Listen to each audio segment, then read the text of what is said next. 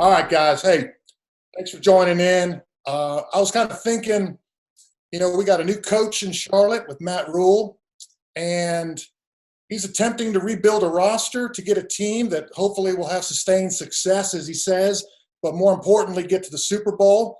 And it got me to thinking, we were all part of that 2003 team that Coach Fox kind of had molded into a Super Bowl contender within 2 years. Took over a team from 2001 that was 1-15, and his first year went 7-9. Second year gets to the Super Bowl. So I thought it'd be kind of cool to get you guys together, some of the guys from the 2003 team, and share some thoughts and experiences, stories from that maybe if Matt Rule and some of the staff over there with the Panthers are listening, they could glean a couple of things from us to help them in this process. Does that make sense? Yeah. All right. So listen, why don't we start with Foxy? He came in, I know JG wasn't there at the time, but that first camp, and then even in the second camp, Mike and Moose and Smitty, you guys can tell it was brutal. It was brutal camp time. Yeah. I think the first thing that I remember is the fact that he got up on the first meeting and he told us what it was going to be like. And he said, you know what? Anybody who loses 15 games in a row doesn't have anything to say. So shut up and listen, right? And I think that right there set the tone for Coach Fox and what he was bringing to the table. I think the other thing he said that he wanted guys that were smart and he wanted guys that were tough. And they're two simple words, but phrases. But when you look at it, that was the baseline of where we went from there. Yeah, I do recall this that Foxy knew we had some special players on our team, right? But we haven't given special performances. And he said this. He said, guys, we got a lot of blue chip players on this team, but what we need this year are blue chip performances. And I think that pushed us, right? It just kind of set the bar and some expectations that we had to meet. I remember 2003 camp, and he ratcheted it up another notch because I can remember, and this sounds insane, but Jordan will remember this. We went full live in goal line and short yardage situations. So I asked him, you want us to cut? You want us to cut our own guys? Dang right. Cut them. Cut them. They got to learn how to take it on in a game. They better be able to do it in practice. And I said, there's going to be some fights. And sure enough, I got hit a few times by Brenston Buckner. I was like, Coach told me to. He told me to. I'm just taking the coaching. Hey, you talk about Foxy, though. He always had sayings. And when we were talking about him, he always ended something with tough. And I remember, me and Moose and even Jake, when he went over that analogy of the word acronym for magic, and then he added tough at the end. And I was walking around saying we have to be magic tough. And you usually probably said it one or two times, knowing you didn't you just let things go. And you said that all the time. You said it at practice in the huddle. I'm trying to call a play. Magic tough. Magic tough. That's all we used to hear. Oh my gosh, who is this? What up? Look who's joining us. Special guest. Johnny we were just coming on to the program. The magic tub man himself. It is what it is. It is what it is, Smitty. I got more than that. It is what it is. Oh, Awesome. Hey, we were all just talking about how tough your practices were, especially at camp. The 02 camp was worse than the 03 camp. It sure was. Yeah. It was. Foxy was mad at the world right there. Hey, Foxy. Yeah. We were like, damn, guys, we cannot lose a game in training camp. I'm telling you, if we lose a training camp, we're going to die right on that doggone practice field. If we have to go back to that thing on Spartanburg with a loss on our regular training camp, we're going to die, guys. We're going to die out there. Do you remember the day guys kept fighting? And the one day I was like, this might have been a bad decision because I kicked everybody off and ended practice. because there was fighting. And then actually it helped moving forward.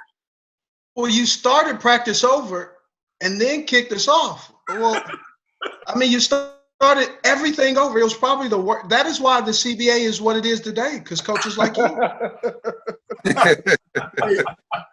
Saturday told me it wasn't just me.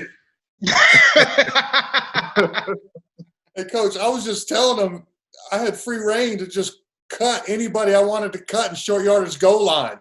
That did not go over well with Brenston Buckner and Chris Jenkins.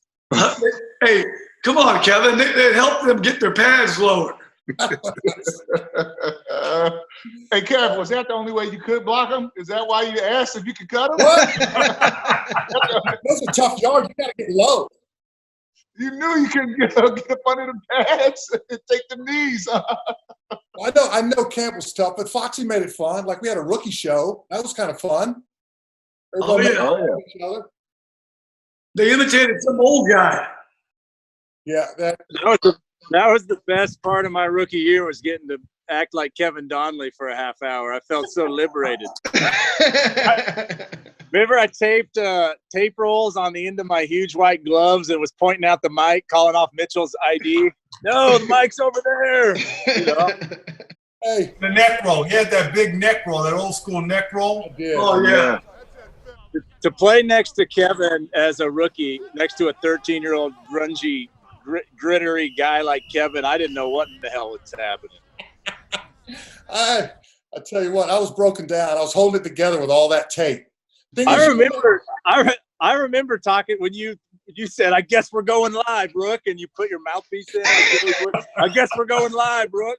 And I said, "I'm going to cut Buckner on the backside. I can be pissed, but let's do this." Oh yeah, hey, KD, I think it was a tie between you and Petey for who had the most tape on going into a game. Trying to figure who made fun of Petey. Like at the rookie show, he came on. He had a cane and a number 9 jersey on, feebly walking on. I couldn't see who was doing him. Anybody? Walter Young. It might have been Walter Young. I think it was Dante Wesley was making fun of Mint, though, right? Who? Dante Wesley. Does that sound right? No, it would have might been. have been. It was probably Ricky Manning. Ricky Manning. There it was, Ricky. That was Or 03. Colin Branch. Yeah. So at the same rookie show, Mike is a little bit more height challenged, even though he's a baller and he'll stick you, he'll hit you. But this player had his jersey on, dressed up as Mike Minner, but he was walking on the stage on his kneecaps. My kids were with me because Coach Fox let family come and witness it. So my family had to see Jordan Gross make fun of me. Like, why are you making fun of you, Dad? Why is that guy on his knees walking, Dad?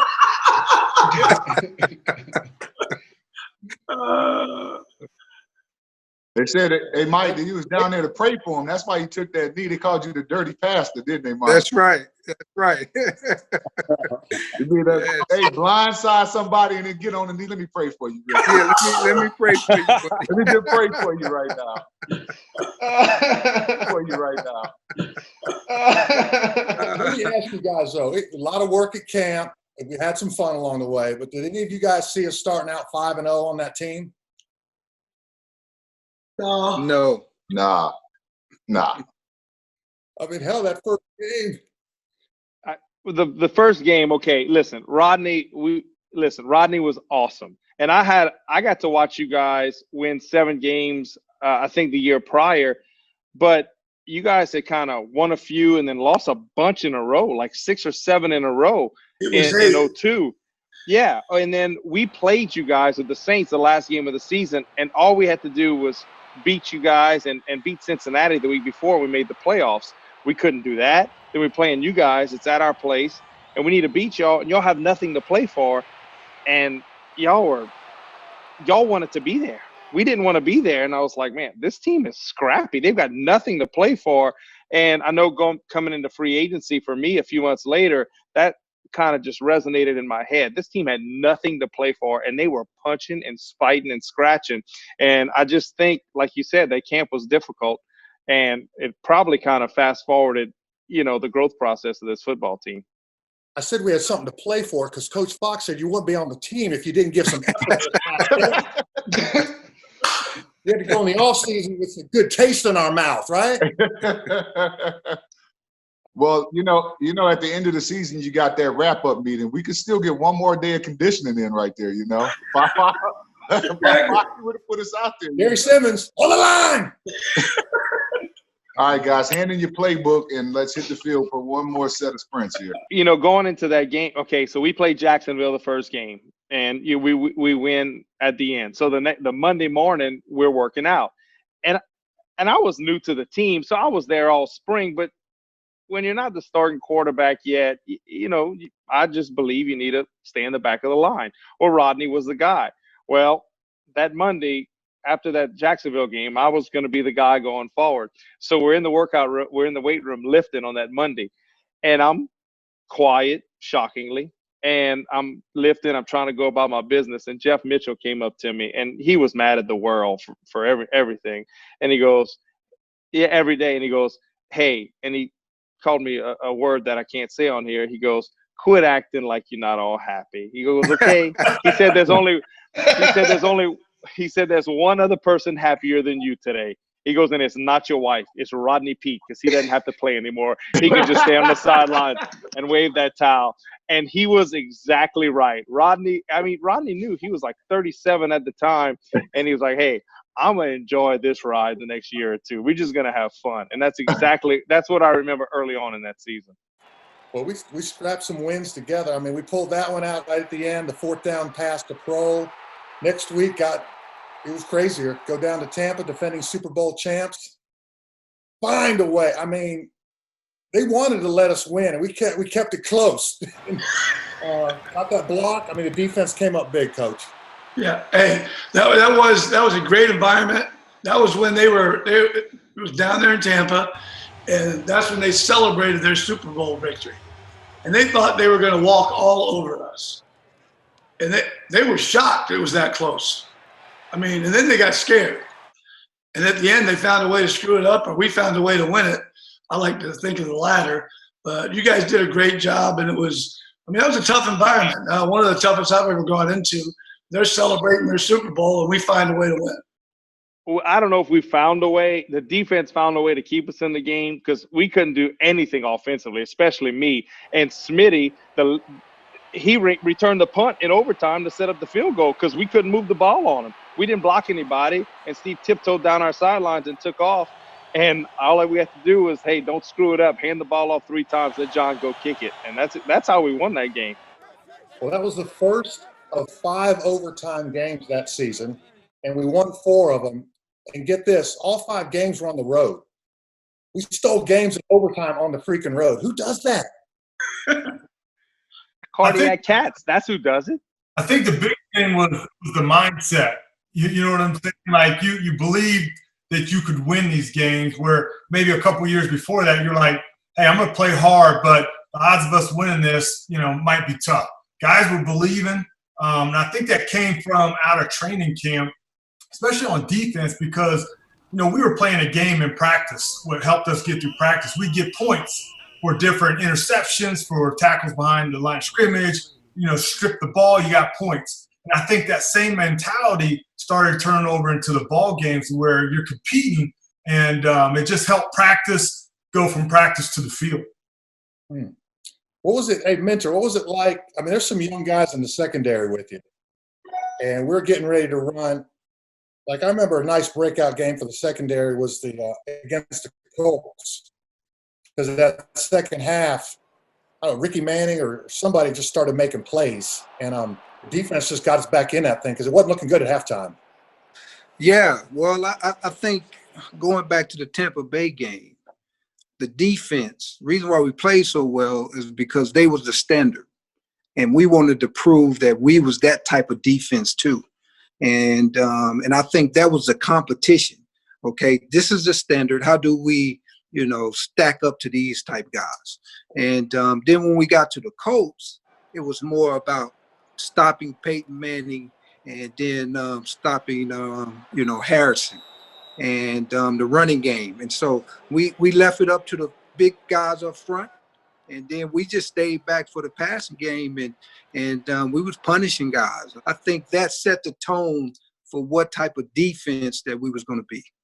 I tell you, hey, on offense, it doesn't make a difference to the receivers. You're watching the ball, whatever. But I played a long time in the NFL, and that old dome they played in there, it was as loud as I've ever heard a game. Especially when we were getting close to scoring in red zone territory. I mean, I'd look right at Jake, and I'd see the lips moving. We're 3 feet apart, and I could not hear one word that he was saying. I mean, it was just, there's nothing. I'm just like, oh, well, just go whenever the ball goes. If there's a check or whatever, just have to live with it. But Jordan, you couldn't have heard a thing out there where you were.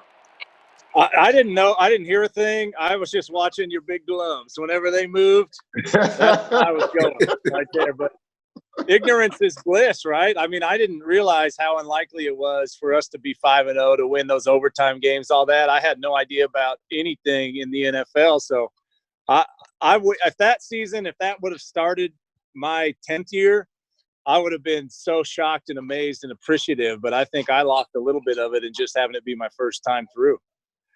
But you don't remember Foxy was all about, hey, we're going to run the ball. In practice, Foxy, we used to tease you behind your back. At the end of practice, whenever we go offense, defense, well, whenever it was offense's turn at the end of practice, all right, offense, go win the game for us. And you'd hear Smitty in the background, yeah, because you didn't let us do anything for 3 quarters. I mean, that was always – you'd always hear that.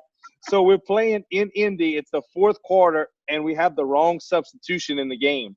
And it's a run play. And Ricky Pro is lined up as the F, which is the fullback. And he is lined up weak, and he's in the backfield. And I look down, and I'm like, man, we got the wrong personnel. And Ricky said, just run it. And I said, you got to go backside and block this in. You got to cut it off. And I'm calling the cadence. And Ricky, I looked at him, and he said, can you believe this is what has it come down to in my career? I'm blocking out of the backfield. And I'll just never forget that. But that was the Foxy mentality. We're going to run it again, and then we'll throw it. But, I mean, it worked. You remember when we had the preseason game and he says, we're not going to throw the ball until we get a first down? Yeah. And me and Moose looked at each other, and Moose is looking at me. Don't say a word. Don't say anything. Don't talk. Just do your job. And I am just boiling inside because I knew we weren't going to get a first down by just running the ball. You can't. Right? Hey, we ran the ball pretty well. Hey, Smitty, remember this? We're going to have to score from the other 40 because once we cross the 50, John Casey's going to kick every freaking point that we're going to score for the rest of the season if we don't score from the 40 or the 30 on the other side of the field, guys. That's what we got to do. Hey, punting is not a bad play. It's a terrible play. I think Casey had five game winners. Yeah, he did. Full pressure, everything on his shoulders. Won 5 games for us. Ice veins. Yeah. Now, Foxy, not to pick on you, but there's so many stories. We start out 5-0, and then we lose to Steve McNair and the Titans at home. They whooped us. Yeah, blown out. They whooped us. So we're 5-1. We're going in the Monday, and we're 5-1. We're still feeling pretty good about ourselves. So we're anticipating a meeting from you saying, "Hey, we'll get it corrected. We'll move on."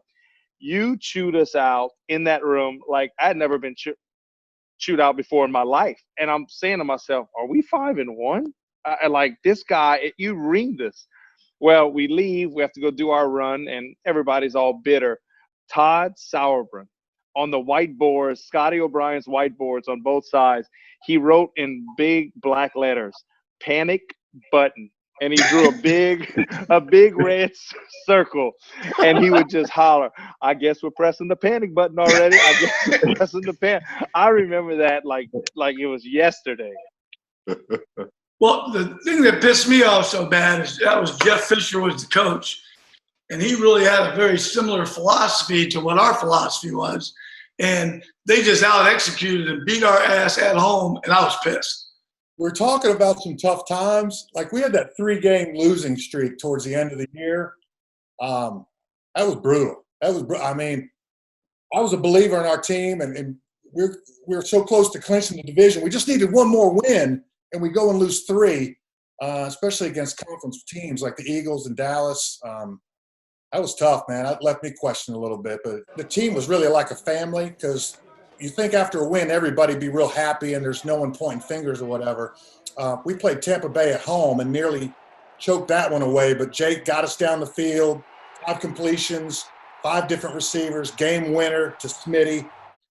I got in that locker room and I was so angry for a variety of reasons. Number one, they gave the microphone to someone in the stands who smack to all the Tampa Bay defensive linemen, and all I see is I look over and Warren Sapp's like, okay, it's on now. And, I mean, they unleashed, I think Simeon Rice got a sack fumble, got them back in the game. We had to come from behind to win it.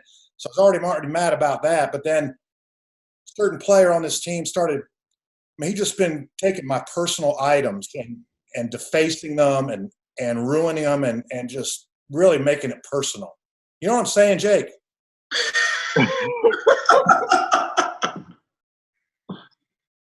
Jake had been for weeks going by my shower caddy, let's call it, where I keep my shampoo, soap, all that. Every time he'd walk by, he'd just pick up the shampoo, empty it in there. Next time he'd come by, shaving cream, empty it in there. Hair gel, whatever, just empty it in there. Even though we had this great win, we come from behind and win, I was so mad. I am cursing up a storm right where the showers are. Reporters are looking in there. Chris Mangum had to come in and calm me down. And finally, I was able to let all that emotion out because I tore a towel dispenser off the wall. And it was kind of funny. It was not replaced for about 8 years. I was going in there, wash my hands. I'm like, dang, man, towel dispenser never made it back. But Jake let me know later in the year he was the culprit. And I never knew who it was. I would have killed him on the spot. Hey, I want to know this. I want to know Daddy right here. Hey, I like it. Hey, KD, I want to know this. Who started the practical joke of throwing the water on you when you're in the stall using the bathroom? Who started that? Smitty. Smitty? No, it wasn't me that started it. You just perfected it. You perfected it. Yeah, I perfected it. I got it to where I can aim it and get the toilet paper all in the same throw. Did you get who got? So you Gross, did you get got? Oh, it was I a ton of guys. never got it, believe it or not. I laid low then, and Jake was big on that. But I keep thinking about the holiday party after that Atlanta game. Remember, Jake had a Christmas party for us, and we were singing karaoke and at his house, having fun. And there may have been some wine drank, I'm not sure, but everybody was clowning on Jake for throwing the final interception. And everybody's laughing at him. I'm just sitting there like a rookie watching, enjoying. Out of nowhere, Jake says, yeah, if Gross could block anybody, we would have won. This calls me out of everybody, man. Broke my heart still to this day.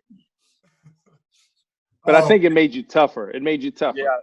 I probably didn't block anybody. No, you were right. I mean, okay, that year, it was awesome. But the one thing that sticks out on that year were the Saturday morning bets that Todd Stussy would get some money, and he'd make Lewis Williams or one of the other practice squad guys do some type of, I don't know, eat goldfish or, was it jousting with the big grocery carts? I think he had to drink milk. He had to drink the gallon of milk. And I think that was part of our foundation too, because we knew when to be serious and to work hard, but we also knew when to have fun. And having guys doing that kind of stuff, or you have Coop, or you have, he hate me, ride smart. They just kept things light when we needed it to be light, whether it's the way that they dressed up on away games. That's classic. That's one thing I remember about that whole year is those two, that combination of them guys. You think that, man, these guys aren't taking things serious, but they made people laugh at the right time. How about the one Monday running day when Rod Smart was butt-ass naked running on On the treadmill, talking about he needs to lose a couple pounds so he can make weigh-in. Need to lose a couple pounds so I can make weigh-in. Get out of here, man. Yeah. But we had yes, we had a bunch of good players, but our special teams, our backups, we had dudes. Matt Willick was our swing tackle. I mean, here's a 12, 13-year vet that, everybody knew that when it was time to go, they give us good looks on scout team and things like that. I think that was the difference. It went from player 1 on the roster all the way to 53. Paul Hankton was an absolute badass. Ooh. Yeah. I mean, knock a man out. Yeah, Hank. Yep. Big bank. Hey guys, do y'all remember the song that we played every day in the locker room all the way to the Super Bowl?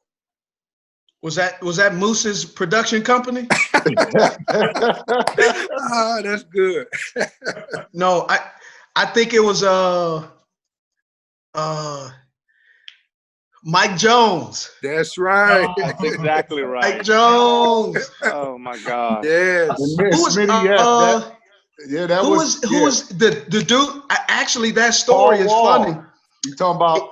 Remember when they did Lil Flip? Yes, Lil Flip but did a the song guy that introduced us to that Mike Wall was from Houston, and when we went to the Super Bowl, Foxy can confirm that dude was nowhere to be found. He got MIA. We had Paul Wall and Mike Jones, and remember Little Flip did a song for us. All those guys, and he grew up with them. He was from Houston, and when we went to the Super Bowl, he got ghosted, and I think we never heard from him ever again.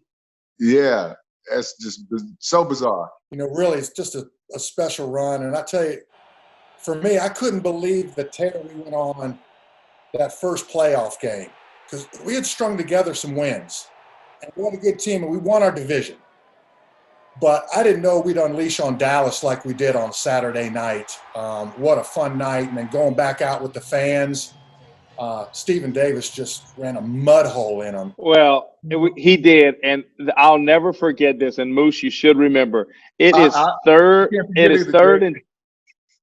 and 12 from the 19. We're going in, and that's not a good play. You're going to kick a field goal. So the play comes in, and I remember looking at my wristband, and I'm saying to myself, "Are you effing kidding me? We running this?" And Moose goes, "What?" And I said, "It's going to be F bong." And that's just a dive right up the middle. And Moose looked at me and goes, "Change it. Change that play." And I thought about it. It was so close. And I said, "No, just run it." So I called zero flood fig, right? 32 F bong. Stephen Davis goes untouched to the end zone and walks in and scores. And the stadium's going nuts. We're celebrating. I'm running off the field. Moose and I end up next to each other. And he looks at me and he goes, "I told you not to change that play. I told you not to change that play." He was just, it was magic that season. James and Todd Stussy, cleared a hole anybody could have run through. He just went sprinting through there. Well, if you guys remember, we played them in the regular season, and they blitzed the crap out of us, and we couldn't get out of our own way. So they liked blitzing on 3rd and long, and then that's why that play ended up winning, because it had a trap effect to it, and Steven broke his head on the goalpost. Exactly. Now, Jordan, when all this was going on and we're making the playoffs, do you think, wow, this is this easy? It's just going to continue on every year? Well, how did the body feel? Because you watched Donnalley tape up every part of his body every single day. And did you even get taped as a rookie? I did tape my ankles, but that was it. I think that season as your first season, that was my best season ever. And it was to set the standard that high with the guys, the O-line.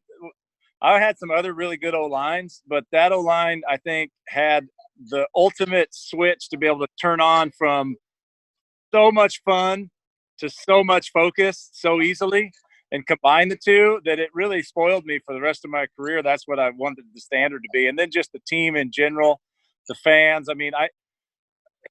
Steve and I had some great seasons. Jake did as well with us moving forward, but it was just so weird to have your first season be that. and then other memories along the line, but there was never the same group across the board where you were interacting with Minner as the safety. That the DBs were goofing off with the linemen. I mean, the chemistry there, and hats off to Foxy and Marty Herney for putting that together.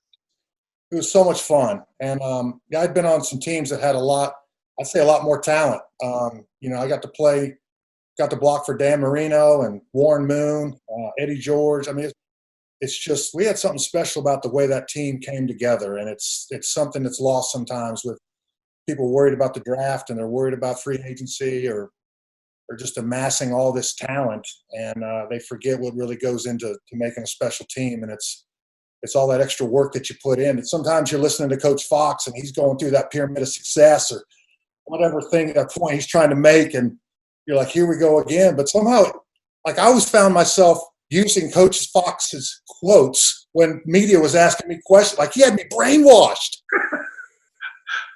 What happened out there? You're right, Kevin. It was a special group. And, again, I was in the NFL for 30 plus years, and you don't get that chemistry very often. And I know when you guys, 4 of you went into the Ring of Honor, I was talking to Chris Mangum, and just some of the things he said about things those memories and those connections that you never lose. And, you guys now, many of you, on to your next stage in life, you don't forget those memories. And it's a tribute to you guys. And we were all blessed to be a part of it. Yeah, I say this, Foxy, that I thought, as I look back on it now, a couple of the things that were really profound. I remember you and I had a meeting, right, before the season even started. And you were talking about blue chip players and the roles and all this stuff. And you talked about, look, can we accept what our role is on the team? And you might not like what I have to say, but number one, I'm always going to tell you the truth. And you're going to know what your role is. Now, how well we accept what our roles are on this team and perform the best underneath those roles is going to determine our success. And I thought that, Foxy, the way you sort of laid that out, right, as I look back on it, was so profound. And I thought that we did that. I thought that all the guys on the team, especially in our meeting room, right, because, there were times during the season where Smitty wanted more balls, Ricky wanted more balls, I obviously wanted more balls, right? And, we triumphed and celebrated each other's victories from game to game. And we all sort of accepted the roles that we had on that team. Even guys like Carl Hankton, right? I mean, No Limit knew that he was going to, go down on kickoff and knock somebody's head off every single game, play punt return. And that was his role, even though he was a receiver on the team. Isaac Bird and everybody else in that room, kind of knew what their roles were. And then we enjoyed each other. Like, we had this camaraderie, that I don't think can ever be duplicated at all. And we just had a lot of fun and we enjoyed each other. And I think that it starts from the top down and getting people to understand what their roles are and then getting them to buy into the fullest, right? And then moving forward, guys just go out there and play loose and have fun with it. We competed. That was the thing that I remembered. Like, Fridays, when we finished Friday practices on 2-minute, like, either I was the happiest I could be or I was furious walking off the field. Steve was the same way. And Minner was the same way. And then Rucker, I'd always get upset at the D-line because they didn't rush. They would stand there and they'd wait till I go to throw and they'd jump up and play volleyball. And then Ruck would laugh about it. And Ruck would always say, that's film study. That's film study. And it would eat me alive. But that's how we were. Like, Fridays, I was either going to be so happy walking off the field or absolutely furious that we didn't score in the defense in 2 minutes. I knew on Fridays, I knew you're going to have great games when you completed 0 freaking passes on Friday. Like, if we went through a Friday and it was a debacle, I said, oh, Jake's going to be so focused this weekend. Friday was sucky. It's going to be a good weekend this week. You brought up Rucker, man. I forgot how much I trash talk. Game or practice, running his mouth all the All these time. years. He looks so sweet right now in business life. Don't get fooled. This guy was a trash talker. He was. Moose, I thought you brought it all home with kind of describing what this team was like, and Jake, with all the competition we had. Is Kevin is Jake. Yeah. Hey, Jake. I know you guys got stuff to do. Foxy has never said my last name. Correct me. Delhomme. Who's Delhomme? It's Delhomme. He's never said my last name correctly. So I mean, now I get called Jack. That meeting is mandatory. Wasn't that a word? Like you'd say mandatory? Yeah. Mandatory voluntary. Yeah. Hey, let's get ready to get ready. So many Foxisms. I absolutely love it. But no, I appreciate you guys. I'll let you go. You got stuff to do. I know Smitty is busy doing what he's doing on NFL Network, and Gross is out there farming, giving nutrients to the world, mentors a whole new generation of people, making those guys right, playing tough defense. Rucker, he's over there just making deals. Same with Moose. Foxy just mailing it in on the ESPN network. Right? Hey, Kevin. Hey, I wanted to say something. I keep in touch with a lot of these guys. Obviously I'm the closest. I think I'm the closest with Jordan as far as age, and the rest of y'all are old as dirt. But man, one of the things though, just kind of sitting back and sitting back and watching. One of the cool things is me and Jordan are the youngest, and I think out of everybody, I probably maturity wise and behavior wise was the youngest. But it's funny, in May 12th, I'll turn 41. And what's really cool is each one of you guys have been a part of helping me mature and grow up.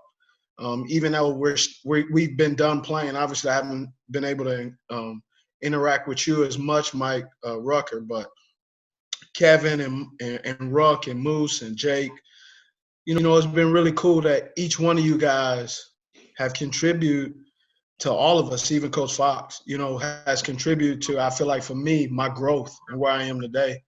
And I honestly would say, I probably would have not been on the Panthers roster as long as I have been without real men like you guys. I would have left a long time ago, and y'all know that's true.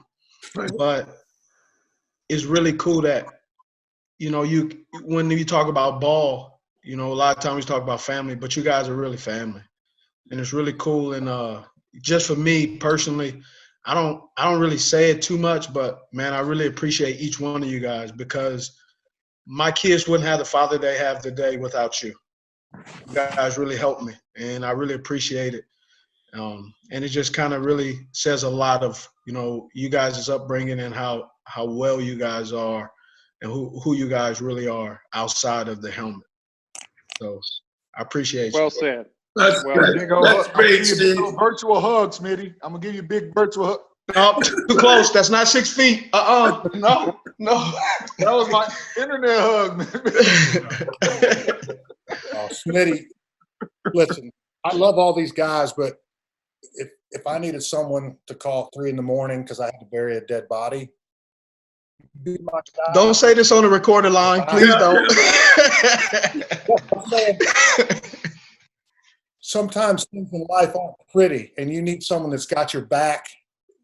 You're my man. I mean, it's just been fun keeping up with you. And I would say that because, hey, Smitty, a lot of times people get this crazy label. Yeah. And I say, you know what? I don't care what people say about my little brother.